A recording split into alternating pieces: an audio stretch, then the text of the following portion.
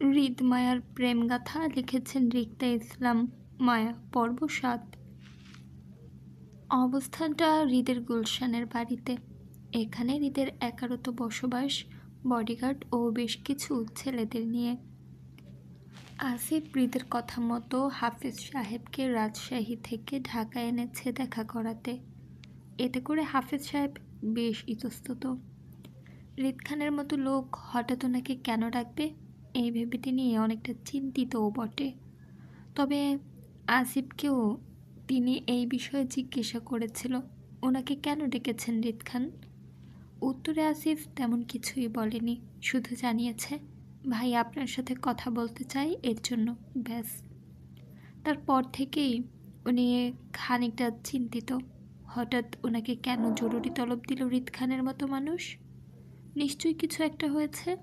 এমনি এমনি তো আর ওনার মতো একজন মানুষকে ডেকে গোপনীয়ভাবে কথা বলতে চাবেন না হৃদ খান। হাফিজ সাহেব চিন্তিত মুখেই আসিফের পেছন পেছন হৃদের বাড়িতে ঢুকলো। বড়লোকের বিশাল কারবার, সেটা উনি হৃদের বাড়ি দেখে বুঝল। সুখীন মানুষগুলোর সক্ষতাটা তাদের বাড়ি দিয়ে বোঝার আরেকটা উপায়। হাফেজ সাহেব মাথা তুলে আশেপাশে তাকিয়ে বাড়ির পরিবেশ দেখতে দেখতে বাসার ভিতরে ঢুকল। এই বাড়িতে কোনো মেয়ে মানুষ দেখলেন না উনি, তবে বেশ কিছু ছেলেদের চোখে পড়ল। তিনি বুঝতে পারল রাজনৈতিক কারণে এসব ছেলেরা হৃদ খানের পেছনে কাজ করে, আর আসিফ তার খাস লোক। হাফেজ সাহেব আসিফের পেছন পেছন যেতে যেতে আবারও একবার বাড়ির আশেপাশে তাকিয়ে হৃদ খানের পরিবারকে খুঁজল, বিশেষ করে হৃদের বউকে। কারণ হৃদ খানের বিয়েটা তাদের বাড়ি থেকেই হয়েছিল, ওনার বাবা দিয়েছিলেন। এতদিনে নিশ্চয়ই হৃদ খানের সন্তান হয়ে গেছে, হওয়ার কথা। বিয়ে তো হয়েছে অনেক দিন হলো, প্রায় 2 বছরের কাছাকাছি। তিনি আশেপাশে থেকে দৃষ্টি সরিয়ে তাকালো আসিফের দিকে। আসিফকে পেছন থেকে হৃদ খানের পরিবার বউয়ের কথা জিজ্ঞাসা করবে কি না এই নিয়ে খানিকটা দ্বিধায় পড়ল। নেতাদের বউয়ের কথা জিজ্ঞাসা করে যদি তারা রেগে যায়, এই ভয়ে চুপ হয়ে গেলেন তিনি। শুধু আসিফকে অনুসরণ করে ড্রয়িং রুম অবধি গেল। সেখানেও বেশ কিছু ছেলেরা বসে আছে, হাতে পেপার কালেকশন নিয়ে। হয়তো কিছু তথ্য জোগাড় করেছে তারা। আসিফকে দেখতে পেয়ে তারা সালাম দিল। আসিফ সালামের উত্তর দিয়ে তাদেরকে বাইরে যেতে বলে হাফেজ সাহেবকে একা ড্রয়িং রুমে বসিয়ে দিয়ে গেল, সিঁড়ি ধরে দোতলার হৃদের রুমে। হালকা চাপানো দরজাটা ঠেলে রুমে প্রবেশ করতেই দেখল হৃদ সোফায় বসে ল্যাপটপে কী যেন টাইপিং করছে, কানে ব্লুটুথ লাগিয়ে কথা বলতে বলতে। আসিফ রুমে প্রবেশ করে চুপচাপ গিয়ে একপাশে দাঁড়িয়ে রইল যতক্ষণ না পর্যন্ত হৃদের ফোন আলাপ শেষ হচ্ছে ততক্ষণ। হৃদের ফোন আলাপ শেষ হতেই সুযোগ বুঝে আসিফ হৃদের দৃষ্টি আকর্ষণ করতে বলে উঠল, ভাই, হাফেজ সাহেবকে নিয়ে এসেছি, উনি নিচে বসে আছে। হৃদ কান থেকে সাদা ব্লুটুথটা খুলে টেবিলের উপর রাখতে রাখতে চোখ তুলে তীক্ষ্ণ দৃষ্টিতে তাকালো আসিফের দিকে। এক হাত এখনও তার ল্যাপটপের উপরেই। আসিফের কথার উত্তরে বলল, ওনাকে উপরে নিয়ে আয়। আসিফ বলল, ভাই, নিচে আউট মানুষ নাই, আমি সবাইকে বাগানে বসতে বলছি, কথা বলতে সমস্যা হবে না। আসিফের কথার উত্তরে হৃদ তেমন কিছু বলল না, শুধু হাত দিয়ে ল্যাপটপের শাটার বন্ধ করতে করতে বলল, তুই যা, আমি আসছি। জি ভাই। আসিফ নিচে এসে হাফিজ সাহেবের সাথে গুটি কয়েক মিনিট অপেক্ষা করতেই হৃদ গম্ভীর মুখে নিচে নেমে আসলো। গায়ে ফর্মাল ড্রেস, কালো টি শার্ট সাথে কালো ট্রাউজার, যেমনটা সে রোজ পরে থাকে তেমনই। হৃদ হাফিজ সাহেবের মুখোমুখি হতেই উঠে দাঁড়ান তিনি। হৃদকে সালাম দিতেই হৃদ সালামের উত্তর দিয়ে ওনাকে বসতে বলে সেও বসে যায়। দুজনেই মুখোমুখি সোফায় বসা, আসিফ হৃদের পাশে দাঁড়ানো। থমথমে পরিবেশে হাফেজ সাহেব বেশ ইতস্তত করল হৃদের সঙ্গে কথা বলতে। হৃদ ওনার ভাব ভঙ্গিমা বুঝে সোজাসাপটা বলতে শুরু করলো, ঘুরিয়ে ফিরিয়ে কথা না বলে সোজা পয়েন্টে আসে। আপনাকে বিশেষ প্রয়োজনে ডাকা হয়েছে এখানে। আপনি হয়তো ইতিমধ্যে জেনে গেছেন আমার লোক আপনার বাসায় কেন গিয়েছিল। হৃদ কথাটা বলে দৃষ্টি তুলে হাফিজ সাহেবের দিকে তাকাতেই তিনি হতবাক হয়ে মাথা নাড়িয়ে না বুঝেন। এর মানে তিনি জানেন না। হৃদ খানিকটা কপাল কুঁচকেও ওনার দিকে তাকিয়ে ঘাড় ঘুরিয়ে আসিফের দিকে তাকাতেই আসিফ দ্রুত বলে ওঠে, ভাই, উনি তো বাসায় ছিল না, রাজশাহী ছিল। হয়তো ওনার পরিবার আমার কথা জানায়নি। হৃদ বিরক্তি কপালের ভাঁজ আরও ধীর হয় যখন হাফিজ সাহেব আসিফের কথায় সম্মতি জানায়।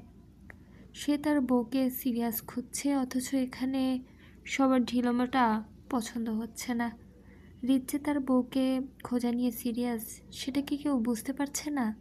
নাকি হৃদের মধ্যে সিরিয়াসনেস ভাসে না এই বিষয়ে? হৃদের বিরক্তি রেশ কাটাতে সোজা সাপটা বলে ওঠে, আপনার হয়তো মনে আছে আপনার বাবা আমার বিয়ে আপনাদের বাড়িতে দিয়েছিলেন, কিন্তু কার সাথে দিয়েছিলেন সেটা জানতে চাই। সোজা সাপটা বলতে গেলে মেয়েটার পরিচয় বা খোঁজ চাই। হৃদের কথায় আকাশ থেকে পড়ল এমন অবস্থা হলো হাফেজ সাহেবের। তিনি হতবুদ্ধি হয়ে তাকিয়ে রইল হৃদের দিকে। মোট কথা এই মুহূর্তে তিনি হৃদের কথাগুলো হজম করতে পারছে না। কারণ ওনাদের জানা মতে হৃদ খানের সাথে থাকা মেয়েটির হৃদের প্রেমিকা হবে বলেই ওনার বাবা কাজী মোল্লা সাহেব সেদিন রাতে তাদের বিয়ে দিয়েছিল। কিন্তু এখন বলছে মেয়েটিকে হৃদ খান চিনে না, তার পরিচয় হাফিজ সাহেবের কাছে চাইছে। এখন হাফিজ সাহেব সেই মেয়েকে পাবে কোথায় যার সাথে হৃদ খানের বিয়ে হয়েছিল? সেই মেয়েকে তো তিনিও চেনেন না। হৃদ খানের সাথে প্রথম এবং লাস্ট দেখেছিল তাও ঝড় তুফানের রাতে। এখন এই যদি হৃদ খানকে বলতে গেলে রেগে যায় তো? হাফেজ সাহেব বিভ্রান্তিকর পরিস্থিতিতে পড়ে মৃদু ঘামতে লাগলো এসির নিচে বসেও। এই মুহূর্তে তিনি বুঝতে পারছেন সেদিন রাতে ওনার বাবা আসলে কি ভুলটাই না করেছিল অপরিচিত দুজন মানুষ বিয়ে দিয়ে। ওনার বাবাই বা কী করতেন? তিনি একজন ধর্মপ্রান্তি মানুষ। অশ্লীল চলাফেরা ওনার পছন্দ না। তারপর আবার হৃদ খান ও সেই মেয়েটির অবস্থাও ছিল বিধ্বস্ত। ওনারা কেন সেদিন রাতে যে কেউ তাদের দেখলে একই ভুলটা করত? হাফেজ সাহেব অনেকটা অসহায়ত্ব বোধ করে মুখ তুলে তাকালো হৃদের তীক্ষ্ণ দৃষ্টিতে। হৃদ উত্তরের আশায় ওনার দিকে তাকিয়ে আছে হালকা কপাল কুঁচকে। হাফেজ সাহেব হাঁসফাঁস করে বলল, আপনাকে নিয়ে সেদিন রাতে যে মেয়েটি এসেছিল আমাদের বাসায় সাহায্যের জন্য, তাকে আমি বা আমার পরিবারের অন্য কেউ কখনো দেখেনি বা চেনে না। আমার বাবা মেয়েটিকে আপনার প্রেমিকা ভেবেই সেদিন রাতে বিয়েটা দিয়েছিল, তাই সেই মেয়েটির কোনো পরিচয় আমাদের কাছে নেই। হাফেজ সাহেবের সহজ সরল কথায় মেজাজ খারাপ হলো হৃদের। সে তীর তীর মেজাজে দাঁত চেপে বলল, ভাত খেয়ে বয়স বাড়িয়েছেন নাকি ঘাস চিপিয়ে? পরিচয় না নিয়েই দুজন অপরিচিত মানুষকে বিয়ে দিয়ে দিলেন, আর এখন বলছেন পরিচয় দিতে পারবেন না। মূর্খতার একটা লিমিট থাকে। হৃদের রাগের অসহায়ত্ব প্রকাশ করল হাফেজ সাহেব। তিনি এখন বুঝতে পারছেন সত্যি সে রাতে কতটা ভুল করেছিল দুজন অসহায় মানুষদের হঠাৎ বিয়ে দিয়ে। অপরিচিত মেয়েটি অবশ্য বারবার কেঁদে কেঁদে ওনাকে বলেছিল যে হৃদ খানকে সে চিনে না, কিন্তু তিনি বিশ্বাস করেননি। অথচ আজ ভীষণ অপরাধবোধতায় ভুগছেন। ওনার কাছে কাবিননামার কাগজটিও নেই যে মেয়েটির তথ্য জোগাড় করে হৃদ খানকে দেবে তার বউকে খুঁজে বের করার জন্য। কারণ ভয়ঙ্কর আগুনে ওনার বাবাসহ সকল কাগজপত্র পুড়ে ছাই, নিঃস্ব তিনি। হাফিজ সাহেব অন্তত অনুতপ্তের সাথে মাথা তুলে হৃদ খানের দিকে তাকিয়ে অপরাধী গলায় বলতে চাইল, আসলে আমরা। হৃদ বাধা দিয়ে পুনরায় মেজাজ দেখিয়ে বলল, আসলে কি? কতটা মূর্খতার কাজ করেছেন আপনারা সেটা বলবেন? হৃদের চেহারার রং বদল হতে দেখে পাশ থেকে দ্রুততার সঙ্গে মুখ খুলল আসিফ। সে হাফেজ সাহেবকে সহজ প্রশ্ন করে বলল, আচ্ছা, বিগত দিনের মধ্যে ভাবি বা তার পরিবার থেকে কেউ এসেছিল আপনাদের বাড়িতে হৃদ ভাইয়ের খোঁজ করতে? হাফেজ সাহেব হৃদের থেকে দৃষ্টি ঘুরিয়ে তাকালো আসিফের দিকে। ধীরস্থে মাথা নাড়িয়ে অসম্মতি জানিয়ে আসিফের প্রশ্নের উত্তরে বলল, না, আসেনি। ও আচ্ছা, এমনিতে ভাবির কোনো পরিচয় দিতে পারবেন বা বলতে পারবেন ভাবি দেখতে কেমন ছিল? তাহলে আমরা আর্টিস্টম্যান দিয়ে ভাবির একটা ছবি আঁকিয়ে রাখবো খোঁজার সুবিধার্থে। হাফেজ সাহেব এবার ভীষণ দ্বিধায় পড়ল। তিনি সত্যিই সেদিন রাতে মেয়েটিকে এত লক্ষ্য করেনি। হুজুর মানুষ হয়ে আরেকজনের বউকে লক্ষ্য করাটাও পাপ। তাই তিনি যতটুকু দেখেছিল এখন সে চেহারাটা তেমন মনে নেই। ওই আদো আদো হালকা মনে আছে, ছোট্ট একটা মেয়ে ছিল, লাল হিজাব আর শাড়ি পরা।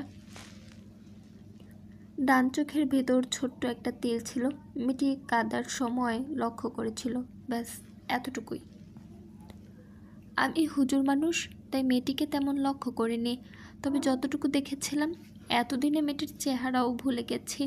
শুধু মনে আছে স্বল্প বয়সী শাড়ি আর লাল হিজাব পরা একটি মেয়ে ছিল, দেখতেও মাশাল্লাহ। ডান চোখের মনির পাশে ছোট্ট একটা তিল আছে, কিন্তু চেহারার গঠন বর্ণনা করার মতো এই মুহূর্তে আমার তেমন কিছুই আর মনে নেই স্যার। হৃদের বদলতি চেহারাটা ধীরে ধীরে শান্ত হয়ে আসলো হাফিজ সাহেবের কথা শুনে। হৃদ জানে যে নিজ থেকে লুকায় তাকে খুঁজে বের করা মুশকিল।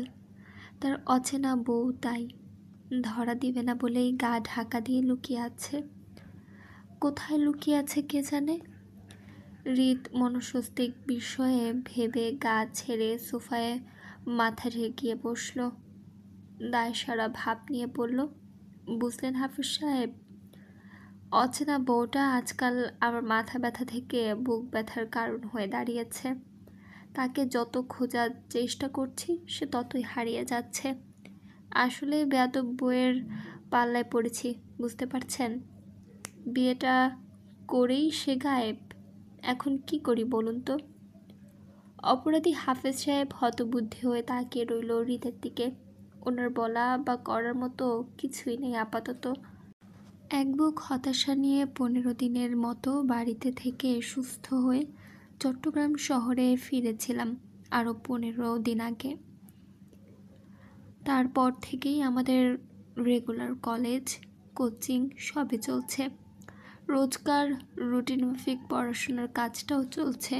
বলতে গেলে সময়ের কাজ নিজ গতিতেই চলছিল, কিন্তু থেমেছিল আমার ভীষণ মনের অবস্থাটা। অচেনা এক স্বামীর জন্য যেন প্রতিনিয়ত একটু একটু করে ছটফট করে তাকে চেনার আশায়। লোকটা দেখতে কেমন হতে পারে সেই চিন্তা করতে করতে একটা কাল্পনিক চিত্রও এঁকে ফেলেছিল মনে মনে। এঁকে ফেলেছি আমি মনে মনে। অচেনা স্বামীকে নিয়ে সারাক্ষণ চিন্তা করতে করতে লোকটার প্রতি কেমন যেন অদৃশ্য টান অনুভব করছি আজকাল। বলতে গেলে আমার মনে ছোট্ট একটা ঘর তৈরি হয়েছে লোকটার জন্য, যাকে খুঁজে পাওয়া আমার সাধ্যের বাইরে। সেদিন নরসিংদী থেকে সবাই হতাশ হয়ে ফিরলেও আমি ফিরেছিলাম অসুস্থ মন নিয়ে তীব্র কষ্টে। অচেনা লোকটাকে খোঁজার শেষ আশাটুকু আর রইল না। বহু কষ্টে কাজী বাড়ির খোঁজ পেলেও আমার স্বামীর ঠিকানা খুঁজে পাওয়া যায়নি। খালি হাতে ফিরেছিলাম সবাই নরসিংদী থেকে। তবে আসার সময় হাফেজ সাহেবের ফোন নাম্বার নিয়ে এসেছিলাম ওনার ছেলে সুমন থেকে, কারণ হাফেজ সাহেবের সাথে কথা বলে আমার স্বামীর পরিচয় জানবো বলে। তাই সেদিন নরসিংদী থেকে ফেরার পর আমার আবার ধুম বাঁধিয়ে জ্বর উঠল। পুরো 2 দিন অসুস্থ ছিলাম গায়ের তীব্র জ্বরে। তবে আমার অসুস্থতাটা শরীরের থেকে মনের বেশি ছিল। 3য় দিনের মাথায় আমার সকল বান্ধবীরা আবারও হাজির হয় আমাদের বাড়িতে আমার অসুস্থতার বাহানা দিয়ে দেখতে এসে। তারপর 5 বান্ধবী মিলে রুমের দরজা বন্ধ করে ফোন দিলাম হাফিজ সাহেবের ফোনে। উদ্দেশ্য ছিল আমার স্বামীর খোঁজ করা, কিন্তু ভাগ্য খারাপ হলে যা হয় তাই হলো। সেদিন থেকে আজ পর্যন্ত হাফিজ সাহেবের ফোনটা আমরা বন্ধ পাচ্ছি। প্রতিবারই নট রিচেবল বলছে ফোনের ওপাশ থেকে। নরসিংদীর ঘটনার পর থেকে আজ প্রায় 15 দিন গেল। এই 15 দিনে না হলেও আমি কয়েকশো বার ফোন লাগিয়েছি হাফিজ সাহেবের ফোনে, কিন্তু প্রতিবারই একই কথা, নট রিচেবল। এই যে এখনও তাই বলছে। বুক ভারীর তীব্র কষ্টে আমার মাঝে মধ্যে হাউমাউ করে কাঁদতে ইচ্ছে করে। এমনটা কেন করে তাও বুঝি না আমি। এমন না যে স্বামীকে আমার খুব প্রয়োজন বা তাকে ভালোবাসি আমি, এমন কিছুই না। তারপরও লোকটাকে খুঁজে না পাওয়ার আকাঙ্ক্ষা থেকেই আমার কষ্টটা হয়। মানুষ বলে না যে যে জিনিস কষ্ট করে অর্জন করতে হয় তার কদর থাকে দীর্ঘদিন, চিরস্থায়ী। আমার ক্ষেত্রেও তাই। লোকটাকে খোঁজার তীব্র আকাঙ্ক্ষা ও না পাওয়ার কষ্টটা ধীরে ধীরে তাকে আমার অস্তিত্বের সাথে বিচরণ করাচ্ছে। সে কেমন হবে জানি না, হয়তো জুয়ের কথা মতো নেশাখোর খারাপ লোকও হতে পারে। তবে দিন যত যাচ্ছে তাকে না দেখে ততই যেন আরও বেশি ফিল করছি। আবার এমনটা হচ্ছে তাকে খুঁজে পাওয়ার আকাঙ্ক্ষা থেকে। দীর্ঘশ্বাস ফেলে হাতের মুঠোয় চেপে ধরা ফোনটিতে আরও একবার ডায়াল করলাম হাফিজ সাহেবের নাম্বারে। বরাবরের মতোই ফোনের ওপাশের মহিলাটি একই কথা বলতে বুক চিরে দীর্ঘশ্বাস বেরিয়ে এলো আমার কষ্টে। জুয়ে আয়নার সম্মুখে থেকে নিজের হিজাব মাথায় বাঁধতে বাঁধতে চোখ উঠিয়ে আয়নার দিকে তাকিয়ে আমার দিকে তাকাতেই দুজনের চোখাচোখি হয়ে গেল। জুই আমার ভীষণ চেহারাটা দেখে মনের অবস্থা বুঝতে পেরে আয়নার দিকে তাকিয়ে বলল, ফোন যাচ্ছে না হাফেজ সাহেবের নাম্বারে? না। ও। জুই পুনরায় আমাকে আর কিচ্ছুই জিজ্ঞাসা করলো না, বরং নিজের হিজাব বাঁধায় মনোযোগী হলো। কারণ এখানে বলার মতো কিচ্ছুই নেই। হাফেজ সাহেবকে রোজই কল দেওয়া হয়। জুই রোজ একবার করে হাফেজ সাহেবকে কল করলেও আমি লুকিয়ে 100 বারের ওপরে দিই। জুই নিজের কাছে মনোযোগী হলো আর আমি কল করাতে মনোযোগী হলাম। কারণ আর কিছুক্ষণ পরে আমি আর জুই আরিফ ভাইয়ার সাথে চট্টগ্রামের বিশেষ মেজবান খেতে যাব ভাইয়ার এক বড় ভাইয়ের বাসায়। আমাদের কোচিং সেন্টারের সকল স্যাররাও যাচ্ছে সেই বড় ভাইয়ের বাসায়। তবে আরিফ ভাইয়া আমাকে আর জুইকে সঙ্গে করে নিয়ে যাচ্ছে, কারণ আরিফ ভাইয়ারও সেই বড় ভাইয়ের পরিবার থেকে নাকি আমাদের দুজনকে নিয়ে যাওয়ার দাওয়াত এসেছে। আমি জানি না আরিফ ভাইয়ের বড় ভাই কে, আর না জানতে চাই। তবে আমি যতটা আরিফ ভাইকে জানি, ভাইয়া কখনো তার ফ্রেন্ডের বাসায় বোনদের নিয়ে যাওয়াটা পছন্দ করে না। বন্ধুদের আলাদা রাখে বোনদের কাছ থেকে। আরিফ ভাইয়ের সকল বন্ধুত্ব বাসার বাইরে হয়, আমাদের সামনে নয়। কিন্তু এবার কেন আরিফ ভাইয়া তার বড় ভাইয়ের পরিবারের কথায় আমাদের নিয়ে যাচ্ছেন তাও জানি না। মাথায় এমনিতেই স্বামীর চিন্তা লেগে আছে, সেখানে নতুন চিন্তা ঢুকাতে চায় না বলে দীর্ঘ নিঃশ্বাস ফেলে আবারও হাফেজ সাহেবের নাম্বারে কল লাগিয়ে জুইকে উদ্দেশ্য করে বললাম, আচ্ছা জুই, তোর কি মনে হয় সুমন নামক ছেলেটা ওর বাবার নাম্বার আমাদের ভুল দিবে? আমার কথায় জুই হিজাবের ভেতরে পিন সেট করতে করতে আয়নার দিকে তাকিয়ে বলল, মনে হয় না ছেলেটি এমন কাজ করবে। প্রথমত ছেলেটা সত্যি সত্যি আমাদের হেল্প করতে চাইছিল, এর জন্য দেখলি না সে নিজেই তার বাবার নাম্বার দিয়েছে আমাদের। তাহলে ওর বাবার নাম্বারটা বন্ধ কেন বলছে? কল যাচ্ছে না কেন? আমার অসন্তুষ্টির কথায় হাত থেমে যায় জুয়ের। কপাল কুঁচকে ঘাড় ঘুরিয়ে সরাসরি তাকালো আমার দিকে সন্দেহবাচক দৃষ্টিতে। তুই কি কোনো কারণে তোর অচেনা স্বামীর জন্য অস্থির হচ্ছিস ঋতু? মিস করছিস লোকটাকে?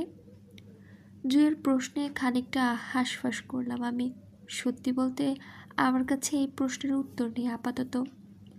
লোকটাকে মিস করছি এটা সত্য, তবে জুইকে বললে ও রেগে যাবে, এর জন্য মিথ্যা বললাম। না, আমার কথা জুয়ের বিশ্বাস হলো, তাই দ্বিতীয়বার আর প্রশ্ন করলো না, বরং প্রসঙ্গ পাল্টিয়ে জিজ্ঞাসা করে বলল, যেভাবে আছিস সেভাবে যাবি নাকি হিসাব করবি? হাতের ফোনটা বিছানায় রাখতে রাখতে বললাম, হিসাব করব। এদিকে আয়, আমি করে দিচ্ছি। চট্টগ্রামের মেজবান নাকি স্পেশাল হয়। সত্যিই আজ নিজের চোখে দেখলাম। আমার জীবনে এই প্রথম ছিল চট্টগ্রামের কোনো মেজবানে আসা, তাও চট্টগ্রামের আসনের মন্ত্রীর বাসায়। উফ, বুঝতেই পারছেন আমি কোথায় এসে পড়েছি। আহ, ঘুরে ফিরে আমি হৃদ খানের দাদার বাড়ি চলে আসলাম। আমি কল্পনাতেও ভাবিনি আরিফ ভাই আমাদের হৃদ খানের বাপ দাদার বাড়িতে নিয়ে আসবে মেজবান খেতে। যদি জানতাম তাহলে আমি কখনো আসতাম না, একদম নিষেধ করে দিতাম যাব না বলে। কিন্তু ফাটা কপাল আমার, এখানে এসেও প্রথমে বুঝিনি এটা হৃদ খানের বাবার বাড়ি। বুঝেছি কখন জানেন? যখন হৃদ খানের বাপদাদা দেখলাম তখন ভেবেছিলাম হয়তো আমাদের মতো ওনারাও এখানে ইনভাইটেড ছিল। কিন্তু পরে যখন দেখলাম ওই অনুষ্ঠানের সকল মানুষজনই আগে ওনাদের সাথে দেখা করে ভেতরে যাচ্ছে আর বাইরে আসছে, তখনই সন্দেহ হলো। কিন্তু পরে যখন দেখলাম আরিফ ভাইয়া আমাদের নিয়ে আগে আসিফ নামক লোকটার সাথে দেখা করলো, তখনই মাথায় আকাশ ভাঙলো আমার। বুঝতে পারলাম আসিফ নামক হৃদ খানের বডিগার্ড লোকটাই আমাদের ইনভাইট করেছিল এখানে আসতে, এবং এখানে আসার পর আরিফ ভাইয়াকে বলল আমাদের নিয়ে ভেতরে যে বসতে। ইস, কি বিভ্রান্তিকর অবস্থা! যে হৃদ খান আমাকে 1 মাস আগে অপমান করে শাসিয়েছিল, তার সামনে না পড়তে ভাগ্যের ফেরে আজ আমি সেই হৃদ খানের বাড়িতে এসে বসে আছি। না জানি আবার কখন এই লোকটার সামনে পড়ে যাই। আসিফ যখন এই অনুষ্ঠানে আছে, তার মানে হৃদ খানও আমার আশেপাশে কোথাও আছে। এবার আল্লাহ করে ওনার সামনে না পড়লেই বাঁচি। ভরপুর মানুষের মধ্যে আমি আশেপাশে তাকিয়ে হৃদ খানকে খোঁজার চেষ্টা করলাম, অস্বস্তিতে পড়ে। এই মুহূর্তে ওনার সামনে পড়লে খুবই বাজে পরিস্থিতি তৈরি হবে আমার জন্য। যে লোকটা আমাকে অপমানিত করেছিল আজ তার বাসায় খেতে হবে জেনে সেটা অবশ্যই আমার জন্য লজ্জাজনক। আমি পরিস্থিতি বুঝে আশেপাশে তাকিয়ে বুঝলাম এত মানুষজনের ভিড়ে আমাকে খুঁজে পাওয়া হৃদ খানের জন্য অসম্ভব। চট্টগ্রামের টাকা পয়সাওয়ালা মানুষজনের অনুষ্ঠানে আসলে এ একটা সুবিধা, তারা ব্যাপক সমারোহ মানুষের আয়োজন করে। এত মানুষের ভিড়ে নির্দিষ্ট একটা মানুষকে খোঁজা মুশকিল, এর জন্য আমিও খানিকটা চিন্তিত হলাম। হৃদ খান আমাকে এই ভরপুর 2 হাজার মানুষের ভিড়ে দেখবে না বলে। তারপরও নিজের সেফটির জন্য মুখে মাস্ক লাগিয়ে নিলাম। বলা তো আর যায় না, যদিও হৃদ খানের সামনে পড়ে যায় তো। এখানকার অনুষ্ঠানে এসে বুঝলাম আমার কোচিং সেন্টার স্যাররা শুধু একা আসেনি, আমাদের কলেজের প্রিন্সিপাল স্যার থেকে শুরু করে সকল ডিপার্টমেন্টের স্যার ম্যাডামরা এসেছে, সাথে কিছু সিনিয়র ছাত্রছাত্রীদের নিয়ে। আচ্ছা যাই হোক, আমি জুয়ের সাথে হৃদ খানের বাড়ির এক পাশের পুকুর ঘাটে দাঁড়িয়ে রইলাম, কারণ এই পাশটায় মেয়েদের জন্য বসার জায়গা করা আছে তাই, আর বাড়ির অন্য পাশটায় ছেলেদের আসা যাওয়ার রাস্তা। আরিফ ভাইও সেদিকে আছে কোচিংয়ের স্যারদের সাথে দাঁড়িয়ে, আর আমাকে চিঠি দেওয়ার রিফাত ভাইকে দেখলাম আরিফ ভাইয়ের সাথে দাঁড়িয়ে কথা বলছে। মোট কথা কেউ বাদ যায়নি এই মেজবানে আসা থেকে। হয়তো সবাইকে দাওয়াত করেছেন ওনারা, কিন্তু আমাদের কেন আসিফ নামক লোকটা দাওয়াত করলো? আমাদেরকে তো আসিফ লোকটা তেমন চিনেও না, কখনো কথাও হয়নি আমাদের। তারপরও আমাদের কিসের ভিত্তিতে দাওয়াত করলো সেটাই বুঝলাম না এখনো। আমার ভাবনার মাঝেই হঠাৎ একটা মোটা তাজা ছেলে এগিয়ে আসলো আমাদের দিকে। সব মেয়েদের উদ্দেশ্য করে জানালো, আমরা সবাই খাবার প্যান্ডেলের দিকে যেতে। সবাই উঠে দাঁড়ালো, সাথে আমিও গেলাম মেয়েদের জন্য বরাদ্দ করা আলাদা প্যান্ডেলে। জুয়ের পাশাপাশি বসলাম। আমাদের টেবিলে আরও 7-8 জনের মতো মেয়ে মহিলা মিলিয়ে বসল। একের পর এক ওয়েটার এসে আমাদের টেবিল ভর্তি খাবার দিয়ে যাচ্ছে। প্লেট নিয়ে সবাই খেতেও শুরু করে দিয়েছে, অথচ আমি না মাস্ক খুলছি আর না খাওয়া শুরু করছি, শুধু গাপটি মেরে বসে রইলাম চেয়ারে। তার কারণ একটাই, রিদ খানের বাসায় কিচ্ছু খাবো না আমি। লোকটা আমাকে আগের বার অপমানিত করেছিল, সের জন্য আমার আত্মসম্মান এতটাও ছোট নয় যে একজন অপরিচিত লোকের অপমান সয়ে তার বাসায় খেতে বসে যাব। জুই থেকে শুরু করে আমার টেবিলের বসা সব মহিলা পর্যন্ত আমাকে খাওয়ার আদেশ দিচ্ছে বারবার। ওয়েটার ভাইগুলাও বারবার এসে আমার প্লেটে খাবার তুলে দিচ্ছে আর বিনীত সহিত বলছে খাওয়ার জন্য। আমি বরাবরই সবাইকে বলছি খাবো না, শরীর খারাপ লাগছে, আর জুইকে বাহানা দিলাম পেট খারাপের কথা বলে। টেবিলে বসা সবাই খেলো আমাকে ছাড়া। একটা সময় জুয়ের খাওয়া শেষ হতেই ওকে নিয়ে বের হলাম প্যান্ডেলের ভেতর থেকে। আরিফ ভাইয়াকে দেখলাম আশেপাশে কোথাও নেই, বুঝলাম ওরা বোধহয় খাওয়ার প্যান্ডেলে আছে। আমি আর মাথা ঘামালাম না, জুইকে নিয়ে সেই পুকুর ঘাটেই বসলাম। আশ্চর্যজনকভাবে আমি রিদ খানকে দেখলাম না আশেপাশে কোথাও। লোকটাকে কি আজ নিজের বাড়িতে আসেনি নাকি? অবশ্য যে তেরা মানুষ না আসাটাও অস্বাভাবিক কিছু না। এদিকে ক্ষুধায় সত্যি সত্যি পেট শব্দ করে গুড়গুড় করছে আমার, সেই সাথে ফ্রিতে মাথাও ঘোরাচ্ছে গরমে। আমার বেশিক্ষণ ক্ষুধা সহ্য হয় না বলেই মাথা ব্যথা উঠে যায়। আমার অবস্থা যখন নাজেহাল, তখনই হুট করে কোথা থেকে রিফাত ভাইয়া এসে বসলো আমাদের পাশে, বেশ হাসি মুখে। ওনার হাতে ছিল একটা ঠান্ডা পানির বোতল। আমি প্রথমে রিফাত ভাইয়ের সাথে কথা বলতে চাইনি, কিন্তু পানির বোতলটা দেখে আর কথা না বলে থাকতে পারলাম না। পানির তৃষ্ণাটা পেয়েছিল অনেক, তাই রিফাত ভাইয়ের থেকে পানির বোতলটা চেয়ে নিয়ে মাস্ক খুলে ঢক ঢক করে কয়েক ঢোক গিলে গলা ভিজিয়ে নিলাম। এবার পেটের ক্ষুধা সাময়িক সময়ের জন্য কিছুটা নিবারণ হলো। আবারও ক্ষুধা লাগলে পানিটা খেতে পারবো বলে রিফাত ভাইকে আর বোতলটা ফিরিয়ে না দিয়ে নিজের কাছে রেখে দিলাম। রিফাত ভাইয়া আমাদের সাথে বেশ কিছুক্ষণ আড্ডা দিতে দিতে সে হঠাৎ পান খাওয়ার অফারটা করলো আমাদের। খালি পেটে আমি পান খেতে রাজি হলাম না। তারপর আবার মনে জেদ কাজ করছিল রিদ খানের বাসার কিচ্ছু খাবো না বলে। তাই আমি পান খেতে রাজি না হলেও জুই রিফাত ভাইয়ের কথায় রাজি হলো পান খেতে। মূলত এই অনুষ্ঠানে মিষ্টি পানের আয়োজন করা হয়েছে। জুইকে নিয়ে রিফাত ভাই সেদিকে গেল, আর যাওয়ার সময় আমাকে বলে গেল এখান থেকে অন্য কোথাও না যেতে, ওরা দ্রুত চলে আসবে। আমি মাথা নাড়িয়ে সম্মতি দিলাম ওদের, ওরা চলে গেল। আমি একাই বসে রইলাম পুকুর ঘাটে বেশ কিছুক্ষণ। কি ম্যাডাম, সারা বছরই কি আপনার পেট খারাপ থাকে নাকি? পরিচিত কণ্ঠের কথা শুনে চমকে উপরের দিকে তাকাতেই দেখতে পেলাম রিদ খানকে। দ্রুততার সঙ্গে আমি বসা থেকে উঠে দাঁড়িয়ে ওনার দিকে চোখ রাখতেই দেখলাম উনি পিওর সাদা পাঞ্জাবি পাজামা পরে দাঁড়িয়ে আছে আমার সামনে। পাঞ্জাবির হাতা দুটো টেনে ভাঁজ করা কোনোই অবধি, বাম হাতে ঘড়ি, তো দু হাতের বড় বড় পশমগুলো ঘামে ভিজে লেপ্টে আছে হাতের ভাঁজে। আমি ওনার অনাকাঙ্ক্ষিত উপস্থিতিতে প্রথমে ভড়কে গেলেও এবার বেশ ইতস্তত বোধ করলাম। যখন উনি আমার পেট খারাপ হওয়া নিয়ে কথা বলছে তখন লজ্জায় মাথাটা আমার নুয়ে আসলো। তবে আশ্চর্যের বিষয় হলো এই লোকটা কিভাবে জানলো আমার পেট খারাপের কথাটা? এটা তো জানার কথা না, কারণ আমি জুইকে ছাড়া অন্য কাউকে বলিনি এ কথাটা।